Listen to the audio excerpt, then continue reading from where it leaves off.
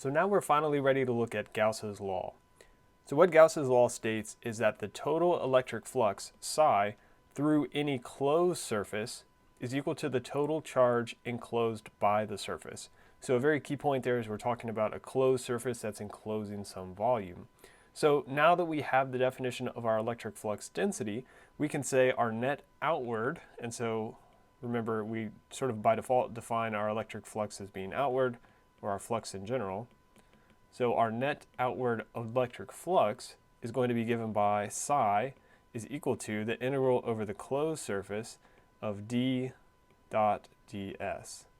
And so to be consistent with my notes, I'm going to call this equation 1. All right, so that's sort of one part of this. So we've got the flux through the closed surface. So now we also want to look at an equation for the charge enclosed in a surface. So let's say total charge, enclosed by the surface in the volume. So in a volume, and so let's just go ahead and say it has some charge density rho sub v, so some volume charge density. So in that case, we've seen before with our general equations that our enclosed charge is just going to be equal to the integral over that volume of that charge density times the differential volume.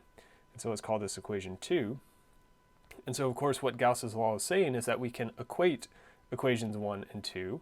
So if we do that, so equating our equation 1 and 2, what we get is we get that the integral over the surface of d dot ds is equal to the integral over the volume of rho v dv. All right, so let's call this equation 3. So I'm actually going to go ahead and circle that because we're going to come back and use that a fair bit here in some later examples. So you'll notice that this looks familiar to something we have seen before. So we can use the divergence theorem and we can change this surface integral on the left to a volume integral. So let's rewrite using our divergence theorem.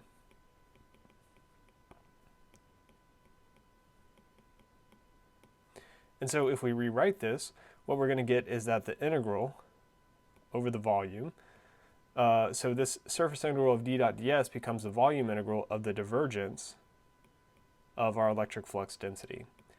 So over the volume, so this is equal to the volume integral of rho v dv. And so of course what we can see now is we have two volume integrals over the same volume, same differential volume. So that means that our two integrands must be equal. So we can then say that our rho v must be equal to the divergence of the electric flux density.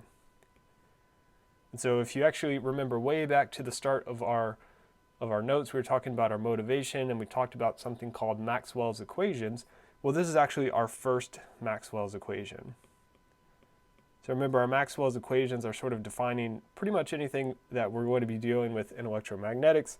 So it's taken us a while, but we finally got into our first Maxwell's equation. And so let's go ahead and label that 4 because I'm going to make a couple comments about these equations before looking at some example. So really, equation 3 and 4 are both statements of Gauss's law, just stated a little differently. So equation 3 up here is what we would call our integral form. And equation 4 is our differential form. And so there are certain cases where we're going to want to use one over the other, or certain applications where one's going to be more useful. And so we'll see that in some of the later examples. Something else to keep in mind is that ultimately Gauss's law is just an alternate statement of Coulomb's law. So Gauss's law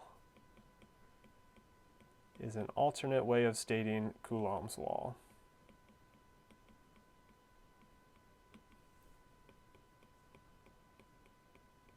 Okay, so if it's the alternate statement, why are we bothering with this? Why don't we just always use Coulomb's law? Well, our Gauss's law is always going to be true. However, there's certain cases where it's going to make our analysis a lot easier, and that's what we're going to see in some of the following examples. So Gauss's law always holds, but it makes finding our desired quantities, so if we're talking about our E or our D, so let's see, but it makes it easier to find D and E, and of course remember once we found one we essentially have the other, for the special case of when we have symmetrical charge distributions.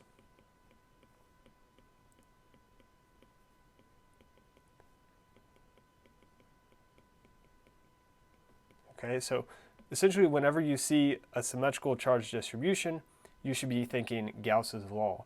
And so we're going to revisit some of the charge distributions we saw earlier and analyze with Coulomb's law, and we're going to see how it can be made much easier with the use of Gauss's law. Now, whenever we have non-symmetric distributions, we're going to want to go back to using Coulomb's law. So non-symmetric, we're going to go back to our old reliable Coulomb's law.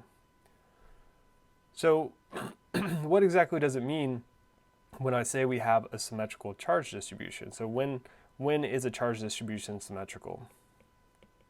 So when is our charge distribution symmetrical? And so of course that's a very good question to ask. We need to be able to recognize a symmetrical charge distribution to know when we can apply Gauss's law. So we sort of have three cases, one for each coordinate system. So if our charge distribution only depends on x,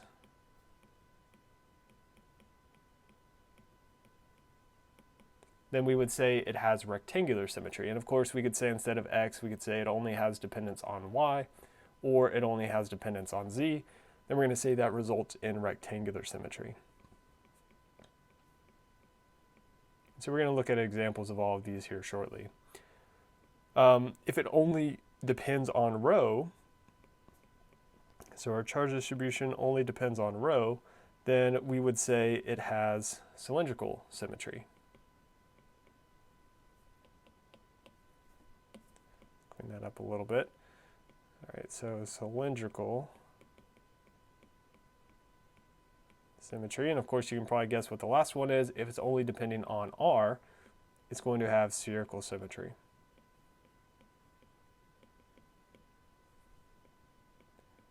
And so what we're going to do in the next few videos is, like I said, we're going to go back and we're going to reanalyze some charge distributions that we've analyzed previously with Coulomb's law using Gauss's law. After that, we're going to look at a couple additional examples with some other charge distributions.